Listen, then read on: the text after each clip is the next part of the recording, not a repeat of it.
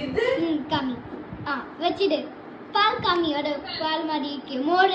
ஓகேல? டம்ளர்ல இருக்கு. அது வச்சு. டவுனா?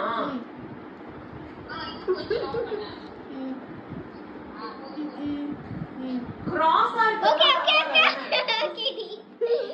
பால் மாதிரி கம்மிடி. உங்களுக்கு வந்து பால் கம்மி. மோர். ஓகே. சரி. பை. நீங்க சொல்லுங்க. ஃபர்ஸ்ட்